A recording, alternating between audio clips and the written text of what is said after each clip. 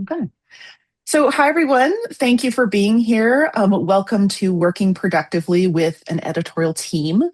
I'm Kathy Hanneback, founder and CEO of Ideas on Fire, the academic editing and indexing agency that helps interdisciplinary scholars turn brilliant ideas into publishable and often field-shaping books. And I'm realizing I need to turn on the captions here. There we go. I'm really excited to welcome you to this third session in our first book publishing series. This is a 6-part series that walks authors through every stage of that first book journey. So from proposal to publication and beyond. And across these 6 sessions, I'm joined by acquisitions editors, editorial directors, production editors, and marketing directors from more than a dozen leading university presses. And we all are here to demystify that first book publishing process. So at Ideas on Fire, we've helped hundreds of scholars refine their book proposals and book manuscripts, strengthen their arguments, and bring their books into the world. And I know how much thought and care goes into first books in particular. They often hold a special place in our hearts as authors. And we really love helping folks navigate that process. If during the webinar you have questions for any of us speakers, you can click the Q&A button at the bottom of your screen and you can enter them there. And we'll have time at the end of the session today to get to some of those questions. So I'm very excited to be in conversation today with Miranda Baur, editorial and production manager at Syracuse University Press. Rachel Fudge, who some of you already know, is Ideas on Fire's editorial director. She's also with us and she'll be providing tech support and she's going to also be posting resources in the chat. So Miranda and I are going to be talking today about how first book authors can work productively with their entire editorial team. Not just survive that process, but really understand kind of how the different people involved in that journey work together to get your book out into the world. So to get us started, I want to kind of briefly map out some of the various editors that make up an author's editorial team. I find that one of the biggest sources of confusions for first book authors in particular, but not exclusively, is that all of those people are called editors, but they end up doing really different work on the book, and they do it at different stages, under different constraints, and in really different contexts. So broadly speaking, most scholarly authors work with 3 different kinds of editors over the life of their book, and together those editors make up your author's editorial team. So the first kind of category or group of editors are author-engaged editors. So these are developmental editors, copy editors, proofreaders, and indexers that authors hire directly to support their work. For example, editorial agencies like Ideas on Fire and others, we work directly with authors at all parts of that journey. So shaping book proposals, identifying presses and acquisitions editors for a given manuscript, helping authors revise manuscripts before and after peer review, preparing final manuscripts for production, crafting interdisciplinary indexes, and really supporting authors all the way through writing, revision, yet more revision, production, publication, and even promotion and book marketing on the back end.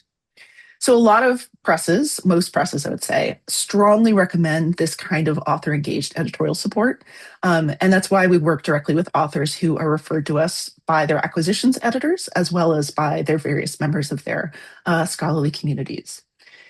The second group of editors that you'll encounter, and Miranda is an example of this, are in-house editors at the press that you're working with on your book. So these include acquisitions editors, production editors, which you'll hear quite a lot about, as well as managing editors. And these editors are employees of the publisher. Acquisitions editors, who you've heard from in 2 of the previous webinars in this series, they work with you from proposal through publication, and they really help kind of shepherd your book through the peer review process, as well as the internal decision-making process that the press goes through in determining whether to accept and ultimately publish your book. Production editors take over once the manuscript is accepted, and they coordinate the incredibly complex process of turning that raw manuscript into a finished physical book that you can hold in your hands and give to people that you care about.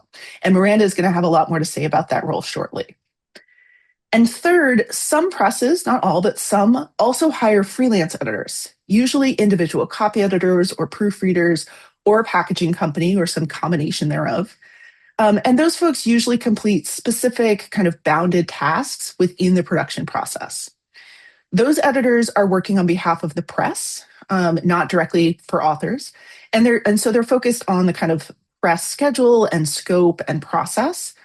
And their role is quite different from editors that an author hires directly, who tend to focus on the manuscript as a whole. Now, often, but not exclusively, authors don't inherently interact with those folks directly, although that does vary by press and process and the particular circumstances of a particular book.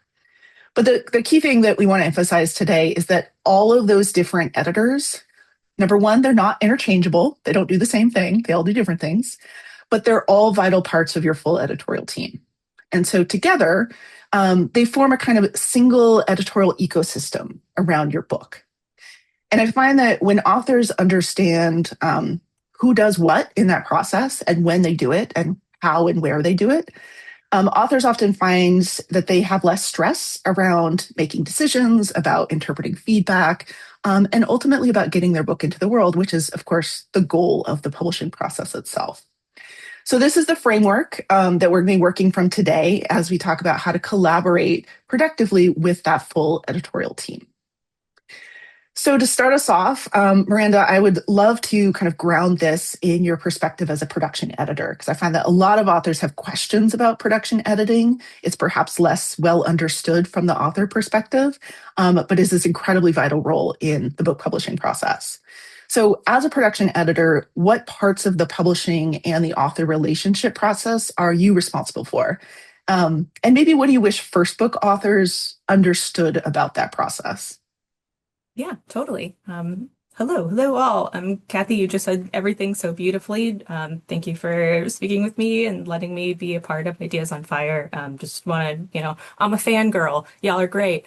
Um, so, yeah, here at Syracuse University Press, I am taking projects from a copy editing stage. So we've already gone through acquisitions.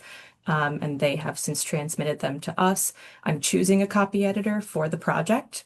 And then we're going through layout, design, typesetting, and proofreading and indexing as well, all the way from Word manuscript files to a physical book in our hands. And one of the first things that I'm doing is having those conversations with acquisitions and seeing who a good fit for a copy editor would be. We have a really substantial Middle East studies list. And so sometimes we have to find copy editors who know Arabic because that's really important for the project to do well. Other times it's, we could have a book that's, we do translation. So those are more fiction titles. And we really want someone who has experience working in fiction. So choosing the copy editor sort of sets the stage for the rest of production, and what we would be looking for in other freelancers along the way. My hope for first-time authors is that they understand that the decisions that we make are all to take care of the manuscript and to maintain its integrity. We are experts in making books, not in your field. So we rely on you for the subject matter things. Any questions that we have come from a place of maintaining style and structure. Sometimes they're just from curiosity, but it's never to like poke holes in an argument or anything. It's all from a place of just, again, maintaining that style and structure. And it's not really a wish, but a hope is that first-time authors understand that copy editing and proofreading are not the same things.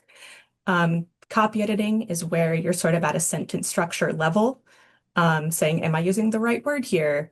The copy editor is kind of confused by my very long sentences. Should I shorten them? Questions like that. And then proofreading is going to happen later on, typically after layout. And that's sort of your quicker check. Do the pages look good? Any factual grammatical errors. It shouldn't be nearly as complicated as copy editing, but I think I often see from first-time authors where I'll say, okay, so next up is copy editing. Here's what's going to happen in the schedule. And then they're like, proofreading, I got it.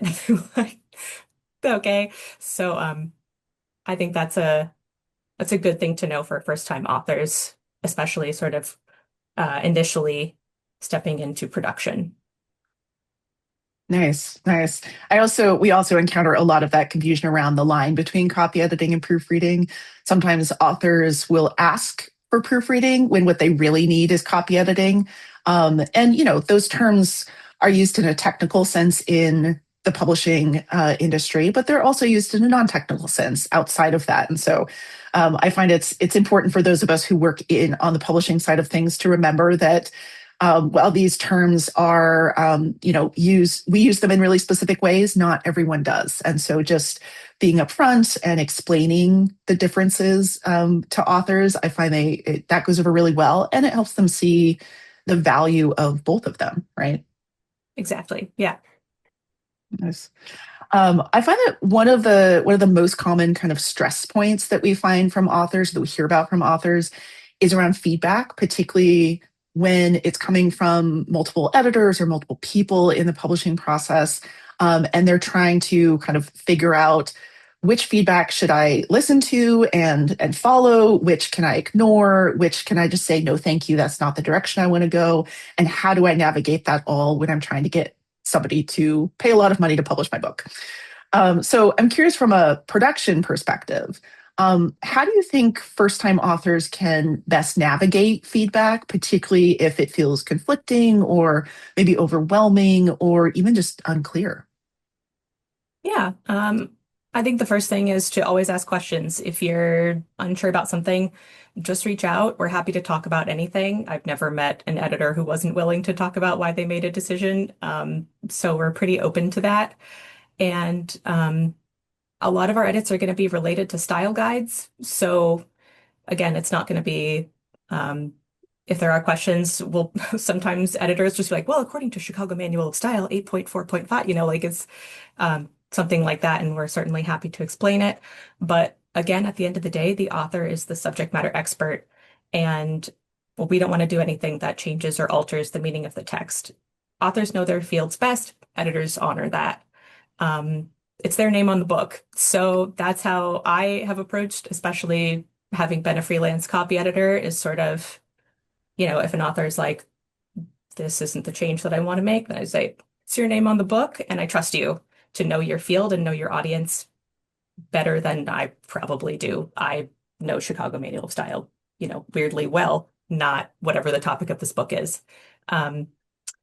And like as an example, I had a weird conflict with an author.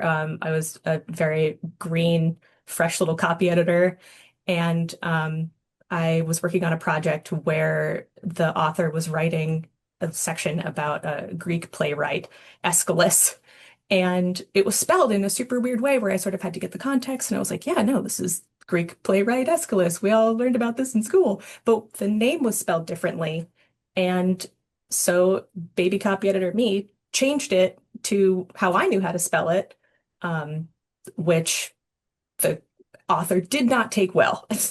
And it turns out that her first language was German, and Aeschylus is spelled different in German. So we were both right, but because I didn't communicate, and we didn't quite understand how this happened, it was to meet the standards of the Merriam-Webster dictionary. So, I think your copy editor hopefully is not in that situation. I mean, they might be a little baby copy editor, we don't know. But if they are, asking, hey, why did you make this change? It might, it's generally should be harmless. I think it's important to go into all stages of editing with an open mind, and that this is what track changes are for. We use track changes when we're working in your files. It's so easy to accept or reject our changes. I've never been offended by someone rejecting a track change, and I don't think it would be in the nature of an editor to be offended by that. So it's all sort of conversation and bids and understanding that our goal is to make your work better. So yeah, teamwork. I often like to explain it to authors in terms of considering which type of expertise the different types of editors are bringing and what problem they're trying to solve in the moment. right? So in the example of the spelling of a name, kind of the problem that you're trying to solve is this potential conflict between the style manuals that you need to follow according to the press and the dictionaries versus a subject matter and even kind of a language particularity, right? That the author is an expert in. And so just talking about that and thinking about which problem are we both trying to solve in this moment, and then figuring out what's kind of useful. Um, so, I mean, for instance, acquisitions editors, for example, they are experts in audience. This is what they do, right? This is what they're hired for. They are experts in list fit, so how a book fits with the other books in their list. And they're experts on market, you know, what sells in this area and what doesn't sell, even though it might be an excellent topic, but it just doesn't sell in this market for whatever reason, good or bad. And so when you're getting kind of feedback from an acquisitions editor on those issues about scope, about framing, about market, it's really worth taking that guidance seriously because this is their thing, right? Versus, you know, a developmental editor can offer advice on some of those topics, but they're not an expert on whether necessarily whether this particular book will sell under this particular set of circumstances by this press, right? Like, because they focus on something else.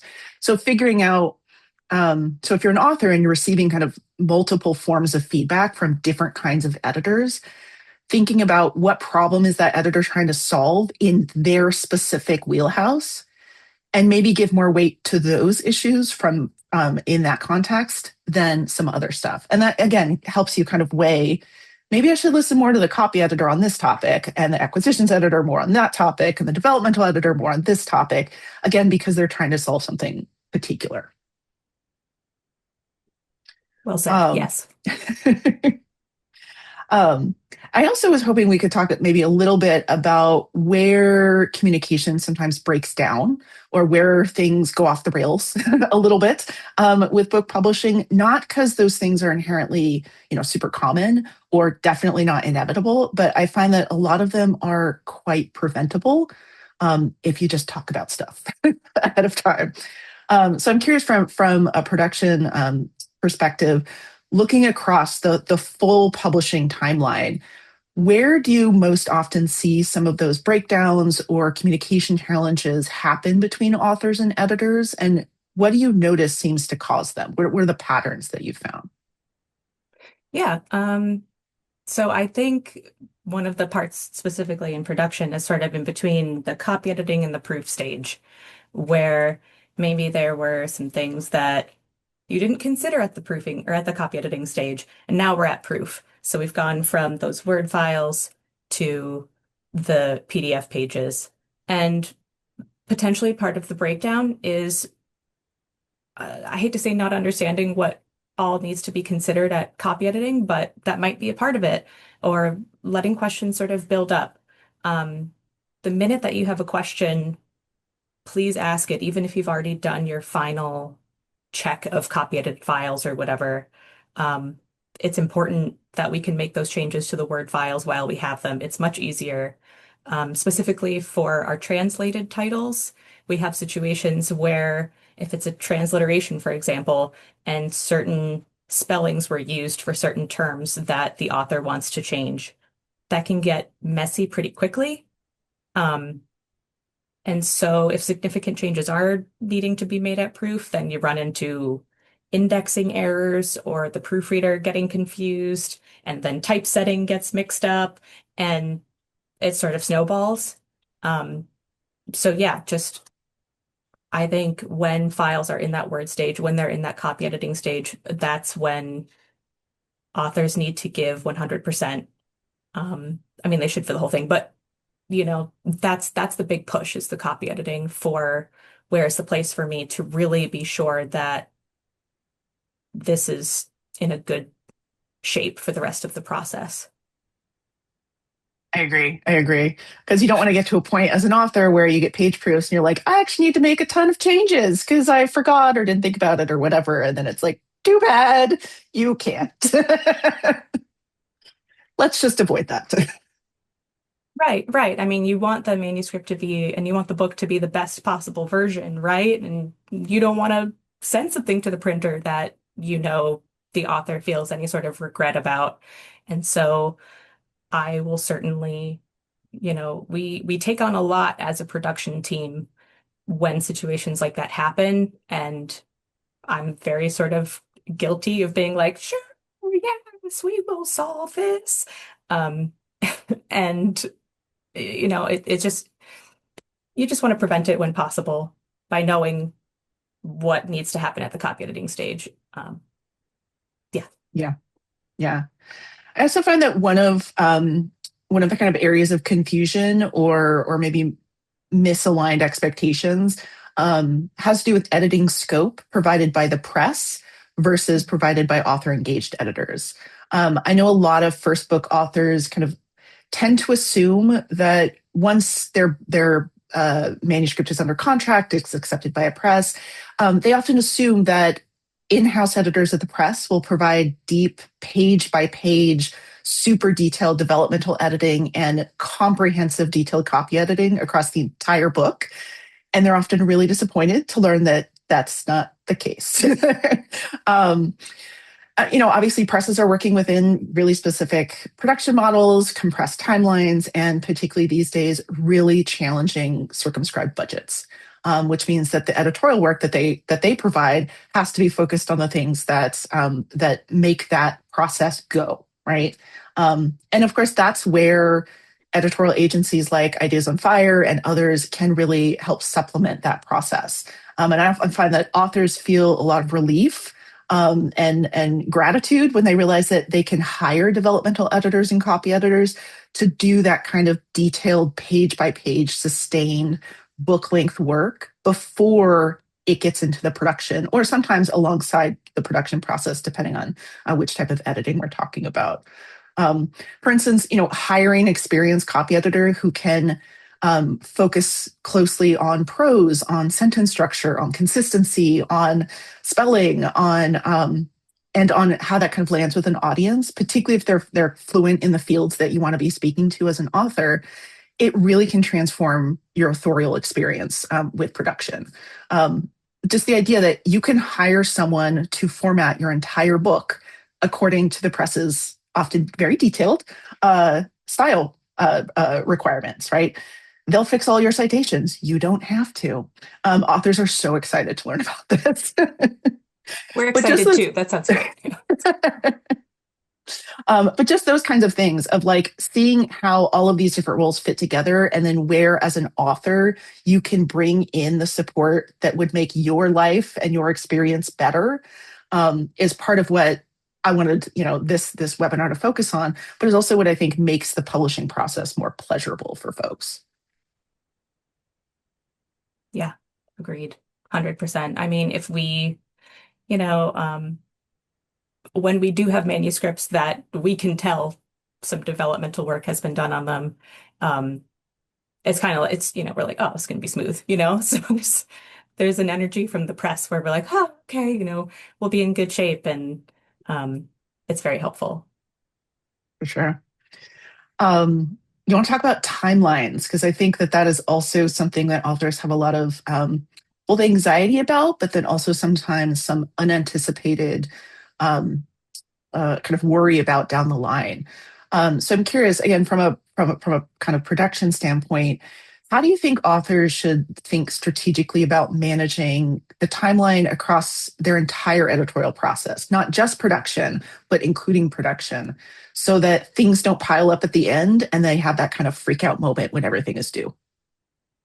Yeah. I mean, first of all, I always give yourself more time to do something than you think it's going to take. Because I do it to myself all the time too, where I'm like, oh, there's not going to be any issues with this. And then there inevitably are some speed bumps.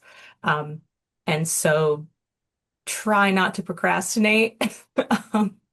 But authors need to keep editors aware of schedules as much as editors need to keep authors aware. It's a two-way street.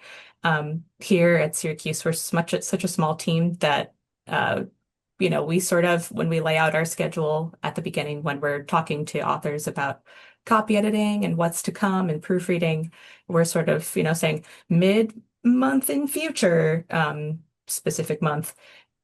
be looking for contact from us, and some sort of progress reports, or this is where you're going to need to step in. And so that you have something on your radar for what's coming up. It's important that authors let us know about any plans or things that they have going on in their lives. Not, you don't have to give specifics, but if you say this chunk of time, I won't be available or something, or it will take me longer to do certain tasks, that's really helpful for us. I had a situation where this book was about to go to the printer. We were a couple days away, and we realized that there was a chart in it, and some of the information on the chart didn't add up. And so I reached out to the author. It turns out I learned later that the author was camping in the woods with no cell service. So I had to like pull some Indiana Jones moves, so that we could maintain our scheduled release date and get the chart corrected before the book came out. And so keeping in touch up until the time when that book is going to the printer is really important. And if your editors, you haven't heard from them in a while, just shoot them an email or something, and keep yourselves in touch with each other. Um, and in terms of how long things are going to take, proofreading does seem like it should be a pretty simple task, but it can turn into something bigger pretty quickly. Um, and you never want to be crunched for time as much as you can. And editors will give you as much of our time as we can. We'll sort of take from my time bucket and give it to the author as needed. Um, and then there are points where I can't pull from any more buckets, right? I can't change a printer schedule, or a typesetter schedule. And so it's just important to sort of try to front load as much work as you can. I would say the minute that a marketing department reaches out to you, there's probably a schedule for your book if you don't already know that there is one. And so once that release date is set, you're in motion. And there are forces beyond us that that we need to respect and honor when it comes to time. And of course, things happen, life gets lifey. And again, we as editors try to absorb that and help you out and give you cushion where we can. So it's just a matter of communication and being honest and open with your editor, even if it's just, hey, it's a bad week. We'll accept that. That's great. We'd rather know than not and just have an author go dark. I will definitely second that idea of everything will take longer than you think it will, which is Mhm. just part of life in general, obviously, but it is central to the publishing industry and the publishing process in particular. And part of that is because of the complexity of the production process and just literally how many people and entities are involved. When you create that complex a system, timelines get messy because you take, like as you were saying, you take time from this bucket over here, it shifts all the other buckets that are involved. Even if you never interact with those people or know they exist, they do. And that can be managed, but it requires communication, right? I do think that one of the many benefits of engaging with editors really early on in the process, so whether you're revising a dissertation into a book or whether you're writing a book from scratch, the earlier you can start to work with editors in some form, developmental editors. At that point, you're not really ready for copy editing, but manuscript reviewers, beta readers, whatever kind of format of editors you bring in at that point. One of the benefits that they can provide is to help you map out the entire production timeline, because it gives you a sense of how long all of this will take. And it will shift, obviously, over the course of the years that it takes your book to come out. But getting at least a first sense of, oh, this whole thing is going to take me about 5 years earlier on is better, particularly if you're dealing with tenure timelines, which are unforgiving and you don't get to control in the same kind of way that you get to control other parts of the process. I mean, some of the other things that kind of come up in that process that I find authors are often surprised for or didn't budget time and energy for are things like realizing that authors, are the ones who are responsible for securing and paying for copyright permissions. That's not the job of the press, that's the job of the author. And it takes a long time and it can get very expensive depending on what kind of images you want to include. And so again, knowing that up front, working with editors up front who will tell you that and maybe warn you away from including every single image by this artist that you can ever come across. Um, that's useful information earlier on in the process. And then you can make your authorial decisions about, how much money and hassle and time you want to spend on that. Maybe it's super important for your book and your vision for the book to include a large number of images. That's perfectly fine. There are beautiful books that are super image heavy, and presses like publishing them within reason when they can afford it. But knowing that you're going to have to pay a lot of money and a lot of time up front to make that possible just helps you make better decisions as an author. Um, Hiring indexers is another thing that I think people don't realize they need to do much earlier than they think they do. Um, the minute you have a production timeline from your press, that's when you research and you hire your indexer, not when they send you page proofs. By the time you have page proofs in hand, it is much too late to hire a good indexer. You might be able to find someone, but chances are they're not going to be the best indexer for your book just because indexers tend to book out months in advance. So, again, earlier in the process, more information, ask your editor, ask your press contacts. The more you can do that earlier on, the more pleasurable and easier the whole process is going to be in terms of timeline.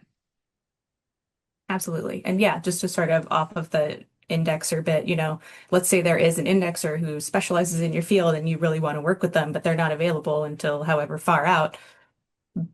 Maybe don't give up right away. Talk to your press because Yeah. maybe they built in enough time that, again, you could Indiana Jones it, you could get it in there. So, um, just again, have those conversations, and if there's something you really want, we might be able to make it work. It's just we have to know. Mhm, for sure. So I'm curious about the books that you've worked on over the course of your career. The ones that seem to kind of move really smoothly through the production process versus those that hit some hiccups or maybe struggled a little bit. What have you noticed in terms of how authors plan for time, for energy, and particularly for competing responsibilities? Because realizing that, of course, authors are often teaching and parenting and partnering and have lives and stuff happens. What are those kinds of patterns that you've noticed? Yeah, I think copy editing is your number one place to invest energy. If the copy editing is good, then there's really good potential for everything else to go really smoothly. Proofreading should be easier. Indexing will go well. If the text is in great shape, it's going to be all right. Even if this means taking extra time at copy editing, have those conversations with your copy editor. The closer that we get to that deadline of needing to have your book at the printer, the less time that we have, right? So if we need to front load it at copy editing, I'm not saying like, take 2 months to, spend with the text or whatever. You should be in better shape at copy editing. But, take the time that you need to do it right and to be thorough. Um, and also authors who stick to the instructions. So we provide instructions, and as far as I know, other presses do as well, that will, again, right? We expect authors to be the content experts, not experts on how to make a book. So we will sort of give you guidelines for, hey, this is copy editing. Here's what's going to happen. Here's what you need to look for. And that happens at the proofreading stage as well. And it just sort of prevents authors from getting really overwhelmed or sort of veering off into other directions. So, when in doubt, find the instructions, read the instructions, try to stick to them. Authors that keep in touch with us, their projects are often in the best condition. So, hey, if you're going to be in the woods for a couple weeks, let us know. And we can work around lifey stuff too, the earlier that we know. Um, so even if it's just saying, I'm going to be a little slower at this, that makes a big difference at the end of the line. Um, so we can adjust our schedules internally, we can adjust our priorities. So that's just important to know as well. And sometimes, we have projects that have it's a later release date, but we need a bound copy so that an author can take it to a conference or something like that. Let us know and we'll do our best to make that happen. So it's not always possible, but just engaging with your editorial team and sticking to instructions are two big things that can make a difference. For sure, for sure. And asking if anything in those instructions are unclear, right? Like their job is Yeah, not punitive. Their job is actually to make your job as an author easier. So if anything is confusing or you're not sure what they mean about a specific thing you're supposed to pay attention to, just ask. Like we're happy to clarify anything. for sure. Yeah. I mean, it's generally people in-house writing these instructions, right? So we probably are using some jargon. Um, and yeah, please ask. That helps us as well to make sure that we have really clear guidelines for other authors going forward. So it's a community effort. For sure. So before we turn to some of the questions that are in the Q&A already, I want to kind of zoom out maybe one last time and ask what is maybe one mindset shift or practice about working with an editorial team that you think would immediately make the process less stressful for first book authors in particular? Yeah. So just everybody just unclench when I say this. So publishing is a group project, but it's a group project where nobody on your team is a slacker and we all know what we're doing. Um, and we all have a place that we know our work fits into. Um, and we're really good at staying in our lanes. We're really good at making books. I mean, 40 hours a week, we are making books. So again, your role in this group project is to be the subject matter expert, to be the author, and the person who's going to make some judgment calls um, that we will present to you. And if you ever feel alone in the process, check in with your editor because we're doing something on our end to help your project. Um, we're working on it along with you and alongside you, um, and randomly sort of checking in with probably questions. Um, and we're excited for you. And we wouldn't do this work if we didn't believe in your book needing to exist. So, yeah, it's a group project. You're not alone. It's a really, really great framework and a good reminder that at this point in the production process, if a press has invested this much money, and it's tens of thousands of dollars that they're investing in every single book they publish, that they don't earn back on Yeah, most books. So if they're willing to spend tens of thousands of dollars on your book, they want it in the world because they think it is important and it needs to be there. And so we are all of us, whether we are in-house or not in-house, are on your side. We want your book to be the best it could be. We want it to be what you want it to be in the world. And we want to help that process. So remembering that, centering that, asking questions from that place, I think goes a long way in the process. yeah. I mean, the number of copy editors that, I send them out projects and they're like, wow, this sounds so cool. And I'm like, I know, another cool one. Can you believe it? And then, um, get the feedback back and the copy editors are like, I learned so much. And it's just, we're all in this because we're curious and we want to learn about anything and everything. So yeah, there's no bad project. Not at that point, at least. No, no, no. Okay, so we have a little bit of time for Q&A. So if you have a burning question or you think of one, you can go ahead and hit the Q&A button at the bottom of your screen and enter it there. We already have some great questions in here already. So maybe let's start with one person is asking, when is it best to work with a developmental editor? Is the book proposal phase too soon? Is a partial manuscript or dissertation too soon? When do you recommend kind of bringing in a developmental editor to your project? So I think this definitely depends on the project, and there's no kind of single right answer to this. If you're working on a book proposal, that can be an excellent stage to bring in a developmental editor to help you either on the proposal document itself or on the manuscript or on some combination.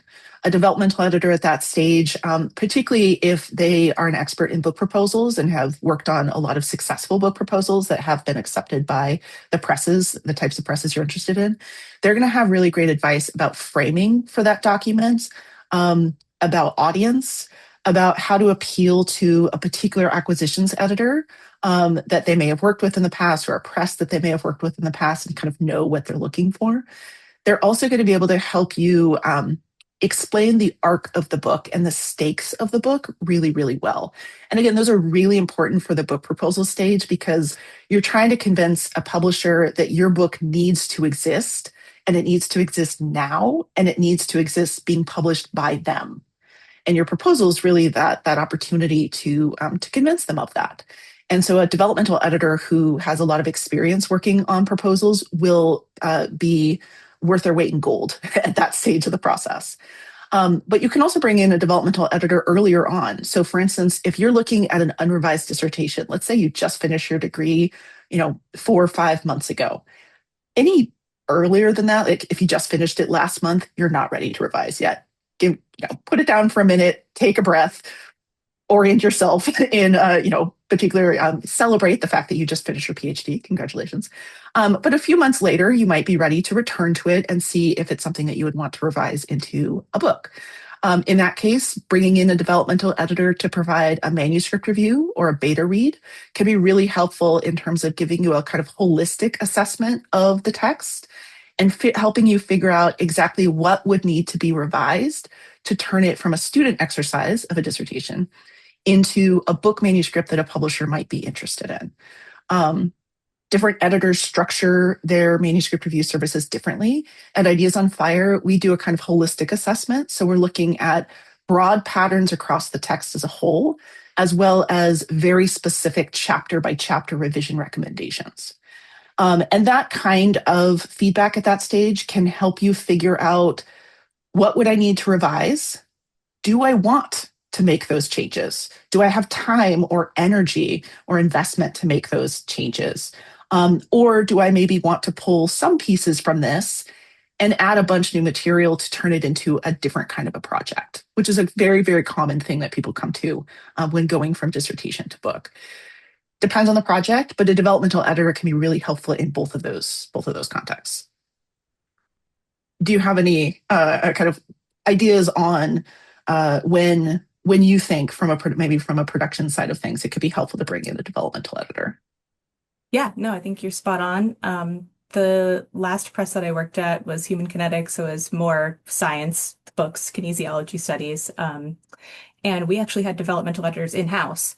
So if we really wanted a project and we knew we wanted to work with an author, they would just kind of have an extra step working with that developmental editor before they came to production editorial. And I think early as possible is best. Worst case scenario, you submit a proposal to a press and they say, this is a really great project, this is a really great idea. We would love it, but we think it needs some developmental work. And you're still on their radar. You've still got, the attention of a press, and that's awesome. So I think earlier is better, but if it turns out you need some developmental work, that's okay. You're still in the eyes of a press, which is great.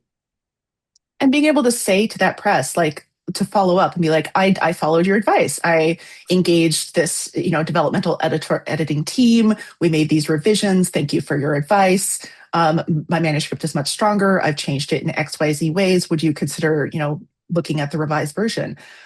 Acquisitions editors are going to be much more positive toward that manuscript because they know you've done the work. They know that you heard them, that you listened, that you valued their advice, and that you took action. And knowing that you worked with a professional editor that you hired yourself lets them know that you're going to automatically have a stronger manuscript than someone who is maybe sending a completely unrevised manuscript for the first time. Yeah, we would love that. We would think so highly of that author. Yeah. Okay. Another question here. Do you need a completed manuscript before submitting or creating a book proposal? So this is actually a topic that our previous webinar on book proposals talked about extensively, but I think it's a continual question that folks have, and it's a good question.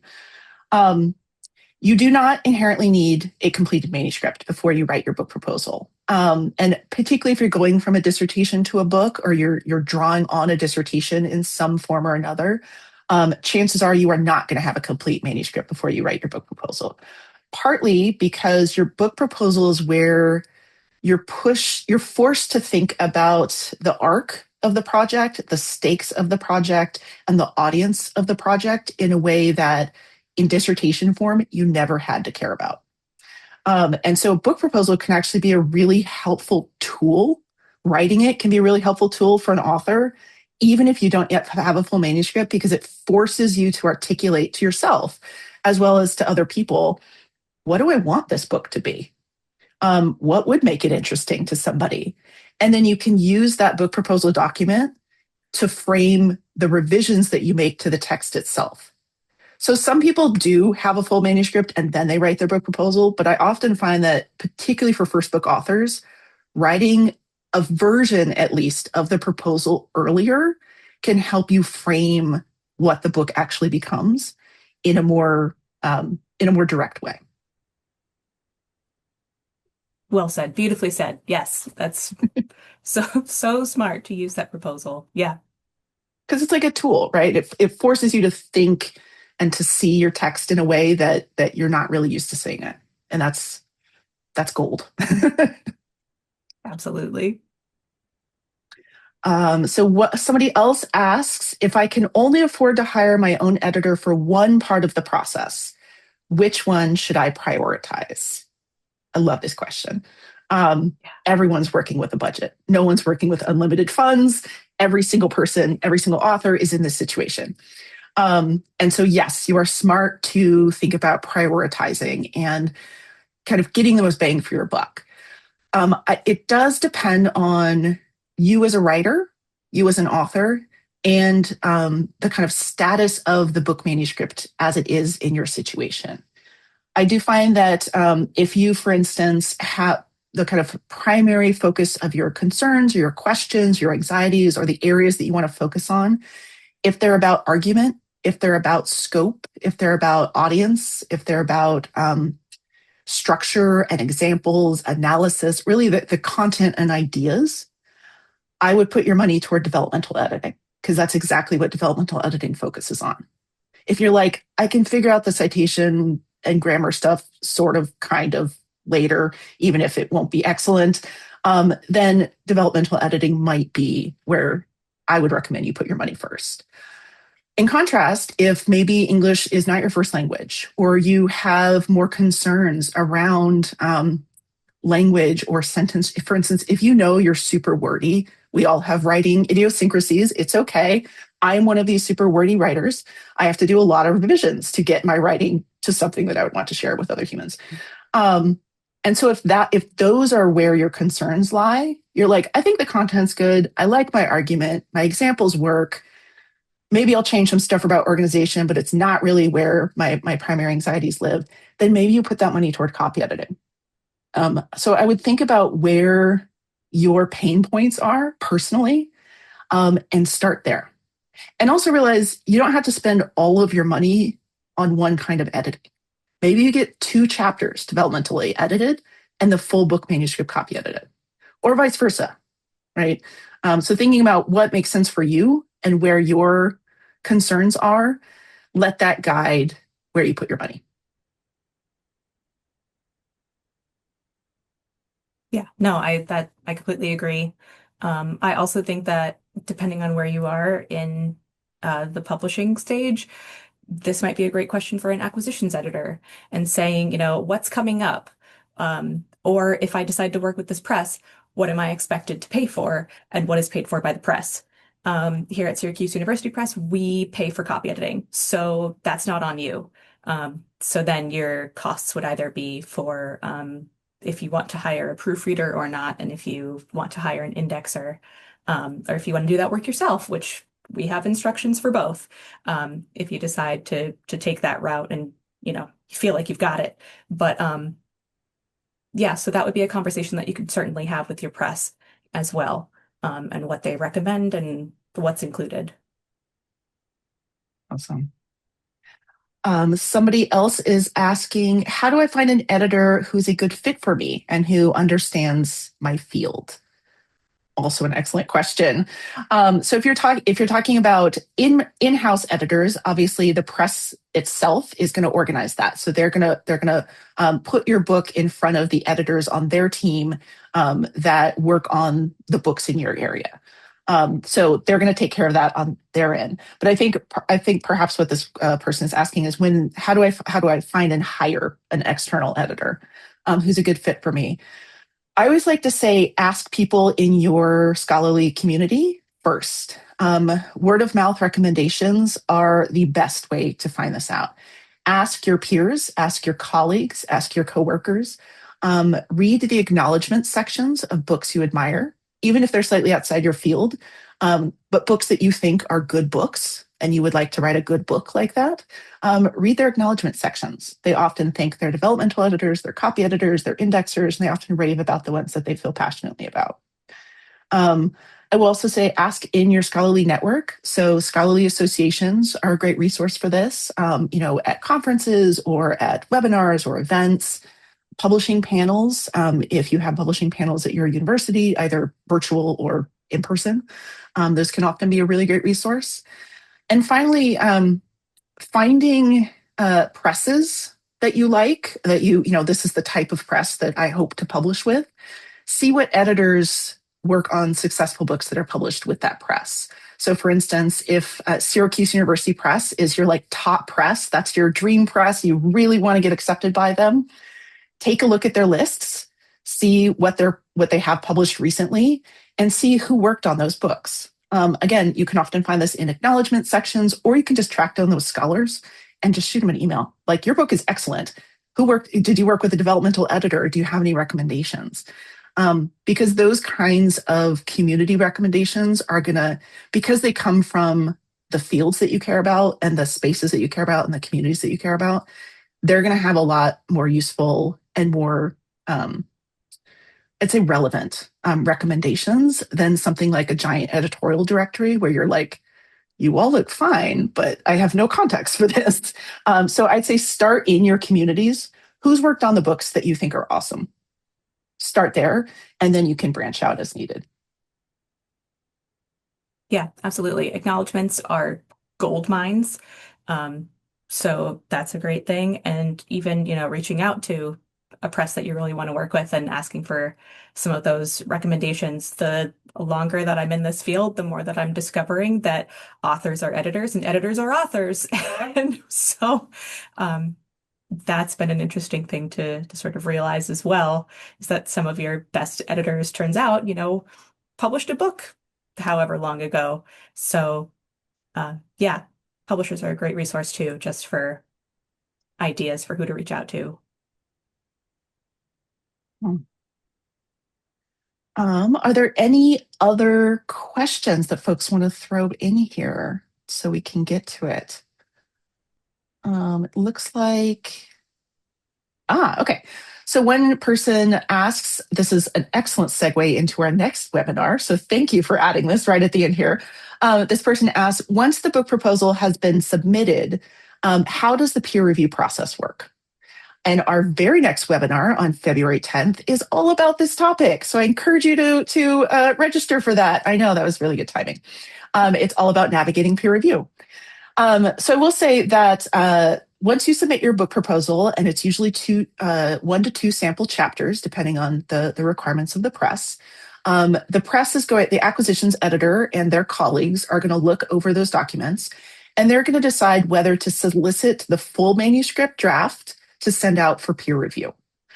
Very few presses will send out just a proposal and chapters for a first book. They often do it for second, third, and fourth books, but it is not as common for first books. And there are a variety of very good reasons for this. But just be aware, if you are writing your first book, once you send in that proposal and sample chapters, you are most likely going to need to provide a full draft for that draft to be sent out for peer review. And as I said, the next webinar will talk more extensively about that process. But once you have that draft ready to go, and when you will have that draft ready to go is one of the things that you list in your proposal. Once that is finished, you send it to the press and say, I'm excited for this to be sent out for peer review. That kicks off that peer review process, in which case the press sends the full book manuscript along with the proposal to usually 2 to 3, depending on the press, 2 to 3 external peer reviewers who then who evaluate the text and its fit for the field that you're writing in, as well as fit for the press. They write up peer review reports that they send to the press. The press reviews those, the acquisitions editor reviews those. They usually do some kind of translation work or assessment of the reviews themselves, just to make sure that they agree, number one, with what the reviews say, and to give you some guidance and direction for how you might want to respond or how you might want to revise. And then the acquisitions editor will contact you and say, hey, we got all of our peer review reports back. Here's what they say. Here's my summary of what they're saying. And here's my decision as to whether I want to invite you to revise in accordance with the reviews and resubmit for consideration, or my decision, in which case I say, go forth. This is a great text. It's not a good fit for us. I think we're not the right fit, but I encourage you to send it to another press. And the acquisitions editor will explain which of those options that they're doing and why. So that's a really shortened version of how peer review works. There are a lot of other stages in the process that, again, we'll talk about in February, but that's kind of brief overview of how that works. Did you want to add anything to? Okay. No, I mean, just, it is, if you get a peer review back and it says that it wants you to do certain things, and let's say you agree with that, you're like, oh, great point. Yes. You do have that opportunity to revise, and then the acquisitions editor might decide to send it back out for another review. So there's always a potential for rounds as well, as something to just sort of at least be aware of. And that's a very normal thing. That's not scary. That's totally cool. Absolutely.